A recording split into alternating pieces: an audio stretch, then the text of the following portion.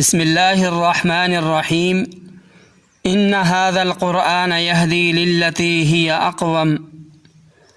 قرآن کریم کے نزول کا بنیادی مقصد یہ تھا کہ لوگ اس کو پڑھیں، سمجھیں اور اس کے مطابق عمل کر کے اپنے رب کو راضی کریں اور دنیا اور آخرت کے اندر فلاح پائیں، کامیابی حاصل کریں۔ سورہ بنی اسرائیل کے اندر اللہ تعالیٰ ارشاد فرماتے ہیں ان هذا القرآن یہدی للتی ہی اقوم، کہ بلا شبہ یہ قرآن کریم وہ راہ دکھاتا ہے جو سب سے زیادہ سیدھی ہے۔ اسی طرح سورہ یونس کے اندر فرمایا قل بفضل اللہ وبرحمتہ فبذلک فلیفرحوا ھو خیر مما یجمعون۔ فرمایا یہ اللہ تعالیٰ کا فضل اور اس کی رحمت ہے کہ یہ نعمت تمہیں نصیب ہوئی، بس یہ وہ چیز ہے جس پر لوگوں کو چاہیے کہ وہ خوشیاں منائیں۔ جتنی بھی چیزیں دنیا میں لوگ سمیٹتے ہیں، حاصل کرنے کی کوشش کرتے ہیں، فرمایا قرآن کریم کی نعمت ان سب سے زیادہ بہتر اور قیمتی ہے۔ قرآن مجید جیسی بیش بہا کتاب ہدایت اس امت کو اللہ تعالیٰ کی طرف سے عطا کی گئی، تو اس کا شکریہ ادا کرنا یہ بھی لازم ہے۔ اور شکر کے معنی یہاں یہ ہیں کہ قرآن مجید کے جو حقوق ہیں ان کی ادائیگی کی جائے۔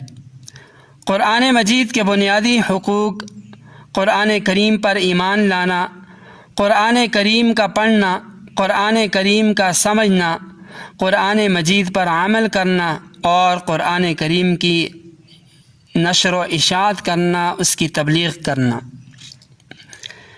لیکن بڑے افسوس کا مقام ہے کہ قرآن کریم کے بنیادی حقوق تو ادا کرنا بہت دور کی بات، آج مسلمانوں کو قرآن کریم کا لفظی ترجمہ تک نہیں آتا۔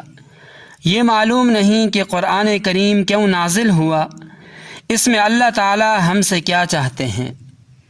آج ہماری مثال اس پیاسے کی سی ہے جس کے پڑوس میں میٹھے پانی کا چشمہ بہہ رہا ہو، مگر وہ اس سے سیراب ہونے کے بجائے گٹر کے پانی اور گندے پانی سے اپنا پیٹ بھرنے کی کوشش کرتا ہے۔ آج اس بات کی ضرورت ہے کہ ہم قرآن کریم کی طرف رجوع کریں۔ ہماری تقدیر اس وقت تک نہیں بدلے گی اور ہم عزت سربلندی حاصل نہیں کر سکتے جب تک اس قرآن کریم کا حق ادا نہیں کریں گے۔ تو آئیے ایک سلسلہ شروع کرتے ہیں جس میں ہم قرآن کریم کا لفظی اور بامحاورہ ترجمہ پیش کریں گے۔ آپ سے گزارش ہے کہ خود بھی قرآن کریم کا لفظی اور بامحاورہ ترجمہ سیکھنے کی کوشش کریں اور اس پیغام کو زیادہ سے زیادہ دوسرے لوگوں تک پہنچائیں۔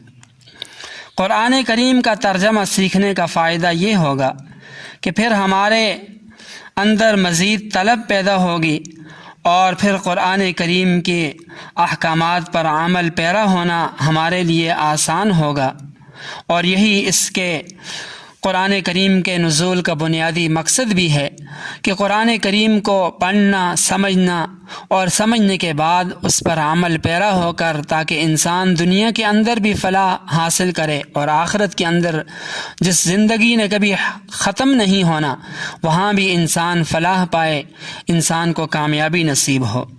اللہ تعالیٰ سے دعا ہے کہ اللہ تعالیٰ ہم سب کو قرآن کریم کے ساتھ مضبوط وابستگی نصیب فرمائے۔